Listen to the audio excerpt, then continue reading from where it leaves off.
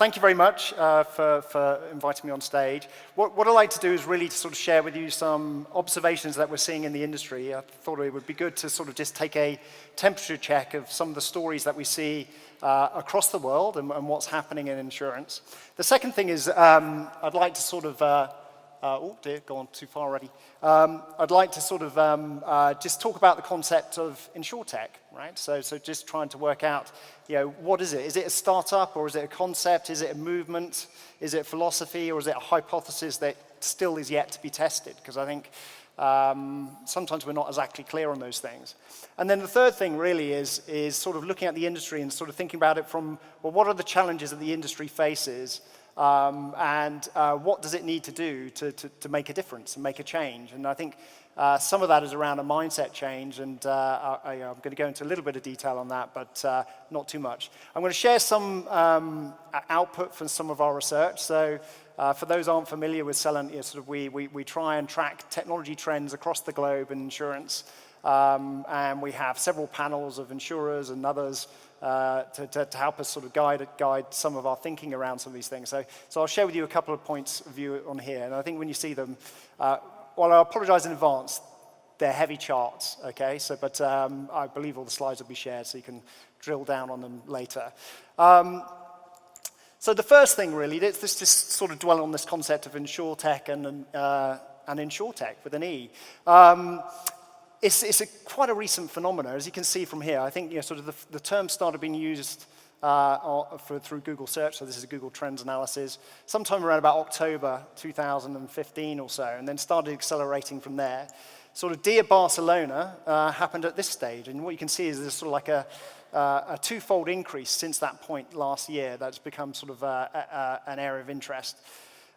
The other point really, I suppose, is to make is, sort of, as with anything that's new, that's been talked about, obviously it's generating a lot of media attention, right? So we're hearing a lot of stories about it, but the question that always sort of makes me ponder, makes me think is, what's the real activity behind the words behind these things? And as you can see on here, sort of a little bit of a joke in a way, but certainly I think we've more or less just about settled on the right spelling for the name now, and this chart sort of shows it. So is it Insurtech with an E or Insurtech without an E? Maybe I'm wrong, but it looks like Insurtech without an E is taken off. So let's start with sort of asking the question, there's so much going on. How do you make sense of it all? How do you really sort of try and make some sensible plans? So if you're an insurer looking at this marketplace, do you need to be worried? Do you need to actually act now, or do you have time? And it's no longer a case of simply thinking, well, actually, it's a single agenda. I have to do this next. I can see other insurers doing this. I have to do this. There seems to be branching and taking place. And the question is, sort of which branches are more fruitful and which ones are ones to avoid? So if we take a little temperature check and just look at the headlines so far this year, what I can say is, so this is something we like to do every now and then. When I joined Celent, which was back in 2011, and you did something like this, I can tell you the headlines were dull as anything, right? So about 2011, pretty much anything to do with technology insurance would have been about an outsourcing contract, or it was really just the start of the legacy replacement piece. So it was about those two things. Today, is completely different. And a year ago is also completely different. So a year ago, about this time we did it, there would have been a lot of discussion around the connected home. There would have been a lot of discussion around drones, for example. This year, here's just a few of the headlines, right? So this has happened in the first 5 months of this year. And these aren't obviously all of them. But if you sort of start picking out the themes that are coming through that quite strongly from this, is number one is that the industry and outside of industry continues to invest in this concept called Insurtech. So there are still VCs being set up, and there are insurers saying that maybe not setting up their own VC, but are saying we're going to invest in this area. So the most recent one actually happened on just a week or so ago, which was QBE, for example, in its a letter to its investors, making the point that it was going to invest about sort of 50 million this year in these type of concepts, in these type of areas. There are also, I should say, maybe some signs of perhaps it's not plateaued, who knows, or it's, activity is starting to level off or maybe sort of take a different track. So if you looked at the CB Insights, the Willis Towers Watson report recently, it certainly shows activity is still high, but it's just not high as it was. And then also, sort of in the first half of this year, you may have seen that AMP sort of pulled out of its corporate venture piece, but I mean, there are other questions which they have to challenges that they have to deal with. So that certainly is still a very strong theme. The second theme, really, which is coming through quite strongly this year, is artificial intelligence and machine learning and how that's being applied across the industry. So the most interesting headline that we spotted was the one which was the IBM Watson Fukumori Life one that came out of Tokyo, which was basically cancelling 34 jobs, making 34 people redundant in the call center through replacing it with chatbots. I think we're sort of at the start of a movement there, and I think if I reflect on the stories that we have and the conversations we have with clients, certainly around chat and engagement is a very hot topic, it seems, currently. And the question is, sort of how far can you go? Can you get to, almost a virtual insurer where it's really nothing more than an algorithm plus a few people who can do the empathy bit with the customers to something which, in fact, is still, needs people to process work, to make decisions and things like that. And I think the percentages range quite radically. I think we're way off that algorithmic insurer at this particular stage. And the final theme, which is still a big question mark, is activity around blockchain. So you may have seen, sort of B3I up to 15 members at the start of this year. It sort of feels like certainly there are some more testing style activity going on that wouldn't have happened, sort of not so long ago. So it's a pretty busy time, and as you can see, these are changing all the time. And if you took this as a basis for your strategy, I can pretty much tell you in 12 months' time, this will be completely different. And it goes back to the pathways point. So if you took that as a basis of your strategy last year, you'd be thinking that connected homes and everything like that is the way to go. The other thing, which I think is sort of quite fun and interesting, is that we can now start engaging in a screenless way with some of our insurers. Now, this is very much experimentation stage. So the US sort of insurers dived into it first with Liberty Mutual and Safeco, a division of Nationwide. And Aviva sort of launched towards the end of the last year with its skill very much around a conversation, help things. So you can ask, what is an annuity? In the US, you're starting to see some form filling associated with this device. But I would say, again, it's very early days, very experimental. And it's a question of, sort of how quickly can the technology catch up to actually be able to take on that conversation from end to end. I think we're still quite a way off, but I absolutely applaud the early movers on this one, because it certainly is an interesting pattern, but I think we're a few years off anything substantial. Going back to the blockchain theme, which I mentioned earlier, here are just a few of the companies that some of these didn't exist when we were here last time, and some of them do. So you can see that what you're seeing is a proliferation of small firms focused on very niche or utility propositions around the main insurance proposition, or trying to tackle these things. But these are not big ventures at all. So Chain That, for example, proof of concept in London stage. SafeShare, you might have seen launch last year, which was looking at combining an Airbnb style. It's actually Vroomy in London, so for room renting with insurance and using that as the spine. Everledger presented here last year. Traty is obviously is reputation management, looking at that. And then from an insurance point of view, sort of Allianz experimenting with alternative risk products, and Tokyo Marine at the beginning of this year focused more on marine shipping, but at least sort of experimenting with the solution. So again, very small levels of activity, but there is activity there, and it's a question of how far it goes, and at what point does it transfer into a main insurer's portfolio. So some of the conversations that we have around this with insurers at the moment is sort of saying, well, actually, where should I start? What should I look at? Is anything really happening? And I think in reality, we're probably about 5 years at least away from anything serious that would cause pain from that point of view. I think on the major consortia side, a lot of interest happening there. So R3 has insurers as part of its consortia, right? So the AIA and others joined that to actually learn a combination of how to actually do blockchain, what the banking industry was doing, and also obviously plugging in from a payments point of view when it's ready. But B3I, I think, is the one which, from an industry observer point of view, pretty interested in seeing how that goes, because if it potentially does prove to be successful and proves to be a sort of a model for the future, I think this one, and where they're starting in reinsurance settlements, could actually have quite an impact on the overall efficiency of the business. But again, so just going backwards, sort of from what I was saying earlier, these are still very much, seed-style activity at this stage.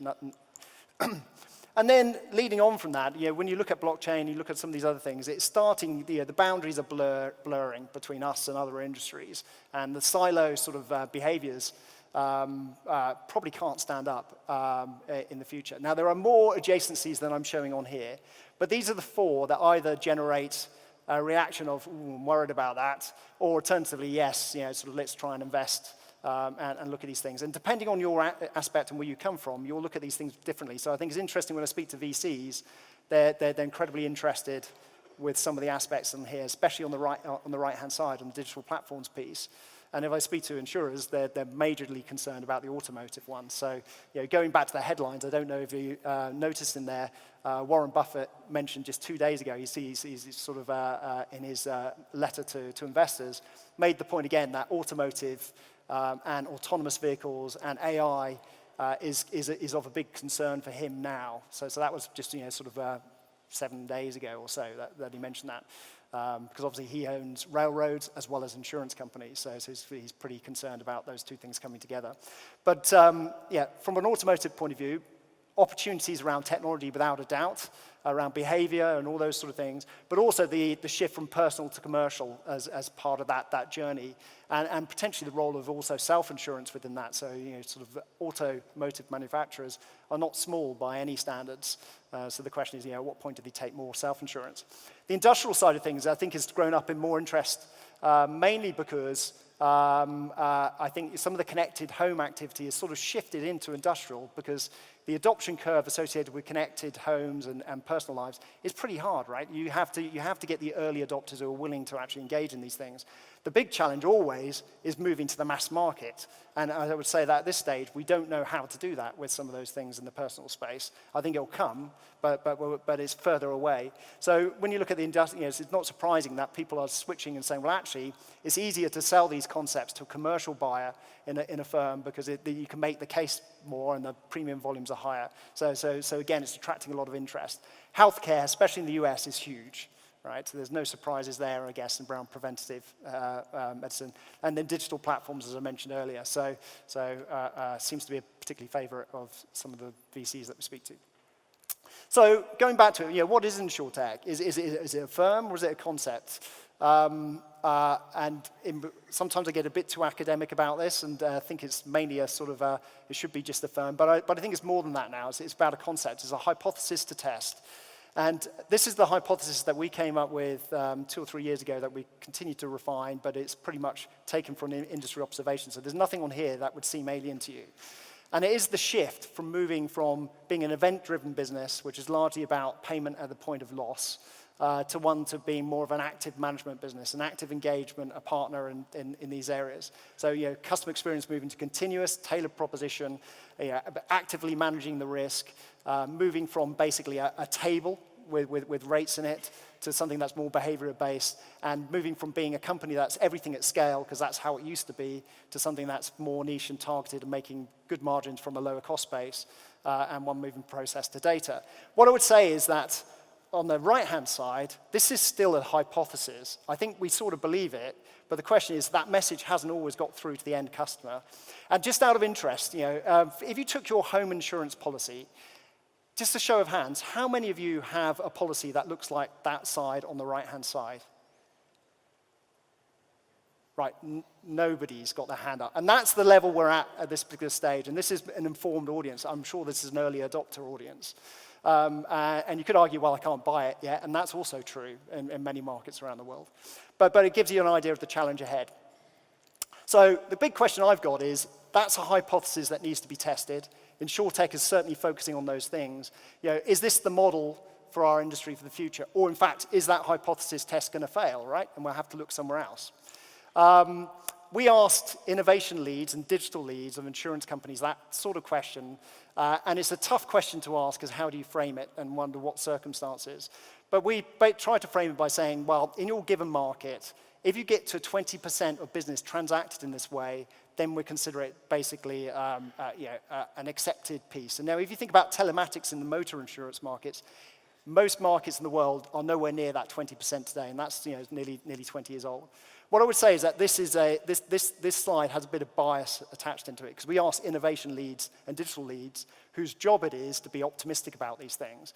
But what you can see is that generally within the next 2 years, none of these concepts are thought to, by those guys, to really get into the 2-year bracket. Between the 2 and 5 years, then you're starting to see some action. So that's sort of the horizon. The one area is sort of, if you're looking for things which are on there to sort of take away from this, the key things that people appear to be voting on or expecting is, number one, distribution will be massively changed, right? So whether it's around robo-advice, whether it's around aggregators, whether it's around traditional platforms, that's the biggest area of change. The second thing is then really around the periodic to continuous customer engagement. That is also the other area of investment. So I think, sort of, have we proved that hypothesis yet? Are we going to prove it within the next 2 years? Maybe, I'd like to think so, but at the moment it's looking 2 to 5 years.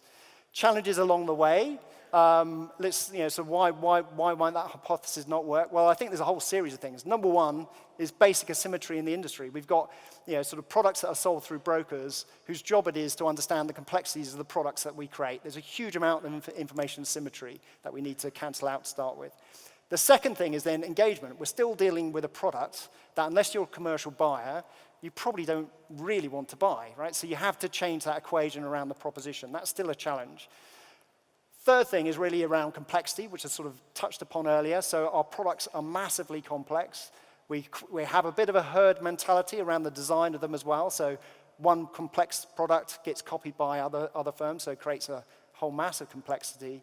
And regulation, so around data. So a lot of these concepts are looking at data, and the reality is we're not alone as an industry in really understanding what the ramifications are from a legal aspect around how to use that data and under what circumstances and under what conditions. And things like the GDPR should be forcing us to think through these things through. And then veracity as well. So I mentioned AI. AI and machine learning is only as good as the data that you have available to feed into it and really learn from. So there is a big question, are the hypotheses that have been generated by these things, or at least the outcomes that have been generated by these things, can we trust them at this particular stage? I think we probably can to a certain extent, but it's still a big challenge. And the final thing is clock speed. Let's be realistic. Life industry goes at a different speed to the P&C gadget industry. It's completely different piece, because unfortunately we still live long lives, or not unfortunately, that is fortunate. So that leads to some uncertainty around that proposition and the ability to hit that piece. So is the industry up to the challenge, right? So all these things are out there. You could say, oh, I don't know, so I'll just stay where I am. Well, a question that we ask sort of every year around our innovation outlook across the industry is how important is delivering on innovation to the customer experience? And this year, we broke it out by broad line of business, because we've not done that before. And these were the results, right? So the life industry sees it as critically important, 91%, personal lines 84%, and 65% commercial lines. The challenge comes later on, right? So it's seen as an innovation, it's seen as important. We asked later on in that survey, hidden away, a question about how important is it to delivering your strategy today?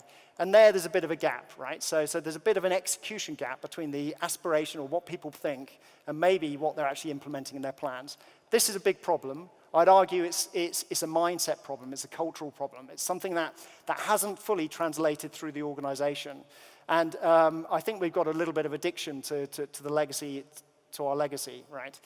Now, my wife thought I should never put this slide up here at all. She said that absolutely you should never put this up there. But I think we do have a problem, and we should own up and admit it, right? We are legacy addicts as an industry.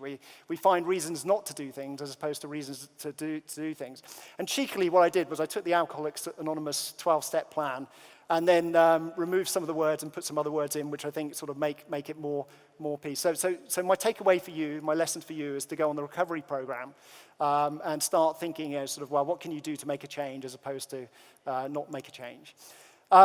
When doing that, obviously, what we've seen in the industry is a huge engagement with partnerships and Insurtechs.